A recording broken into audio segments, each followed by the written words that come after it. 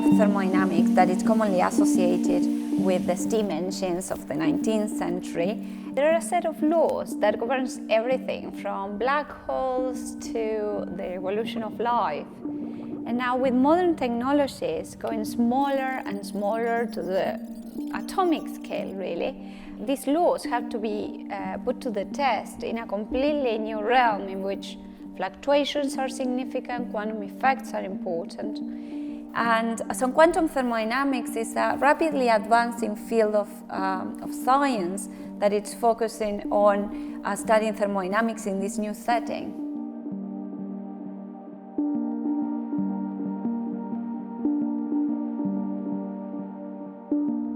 My name is Natalia Ares. I'm an associate professor at University of Oxford. I'm a tutorial fellow at New College, and I'm a Royal Society University Research Fellow.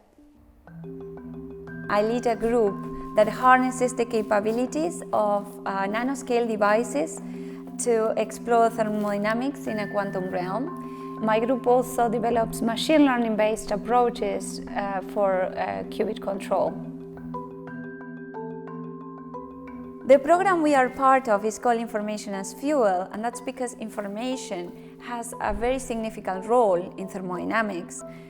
We explore the link between information and fuels by preparing a single electron in our setup in a quantum state, in a quantum superposition, and measuring the displacement of the carbon nanotube as a piston, and in that way we can track down the thermodynamic process that the electron undergoes, and this allows us to explore thermodynamics in the quantum regime.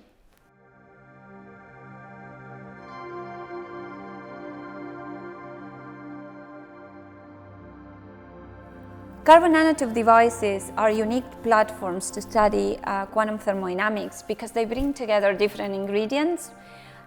You can basically, in the most simple thermodynamic process requires a working substance, a gas, requires a piston, heat baths, and we can bring all that together on chip with these carbon nanotube devices in which an electron can be your working substance and the carbon nanotube motion can be the piston, so we can build these mini engines. This is one of our carbon nanotube chips. It has a few carbon nanotube devices in it, and this is all the surrounding circuitry that allows us to measure the carbon nanotube displacement and to confine a single electron in it.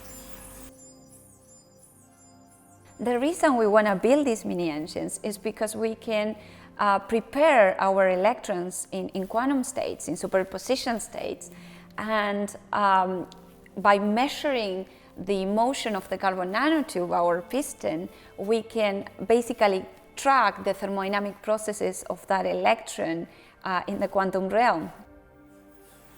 So once the chip is ready, we connect the sample board to one of these pucks, and then they are ready to get cooled down to 20 millikelvin. Problem is I won't be able to hold this, would I? With one hand? I think I can. I'm really strong. There we are.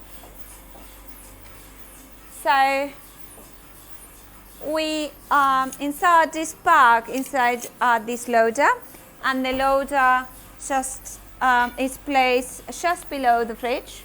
And then by pushing these rods up, we can push the puck up to the cold finger. In our experiments, we control our samples with signals, high frequency and DC signals that run down the fridge to the cold finger, and this allows us to confine our single electrons and prepare them in quantum superpositions.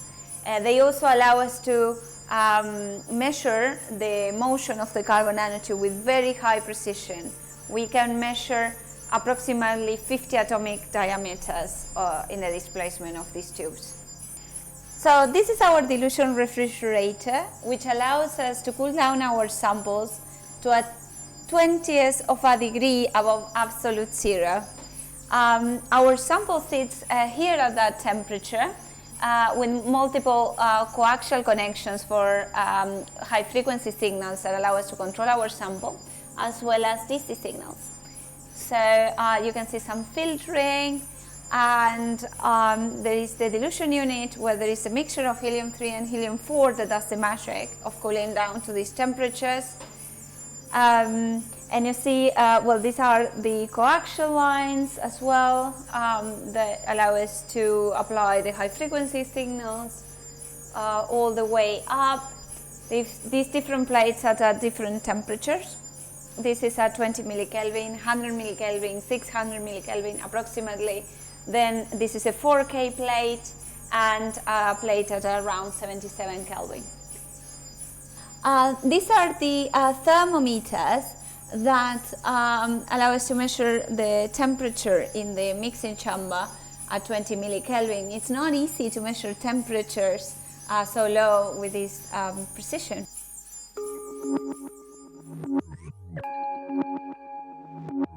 Another interesting thermodynamic process that we have explored is timekeeping. What is the thermodynamic cost of actually measuring time?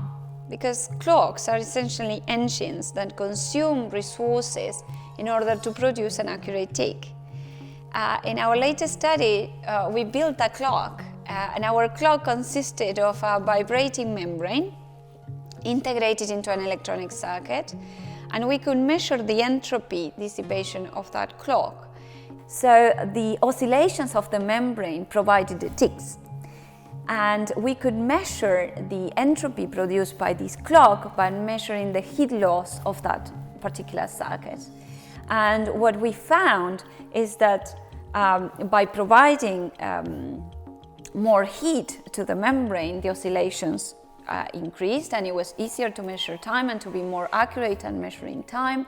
And therefore, we showed that there is a linear relationship between the accuracy of the clock and the thermodynamic resources that it consumes. So our results would indicate that entropy is not only a signature of the arrow of time or a prerequisite for measuring the passage of time, but a fundamental limit on the clock's performance.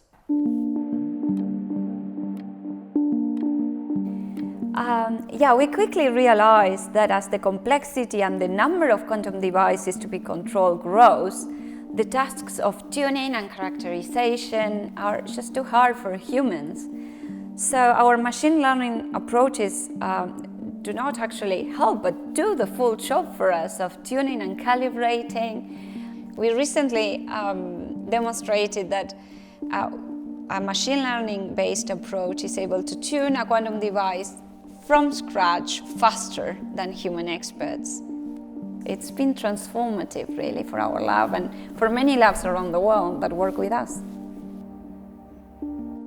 Understanding quantum thermodynamics will allow us to not only advance quantum technologies by understanding heat and dissipation in these nanoscale circuits and provide tools for an informed design of these circuits, but also it would allow us to answer fundamental questions. It would allow us to understand biomotors. It would allow us to maybe devise mechanisms for energy harvesting and energy storage.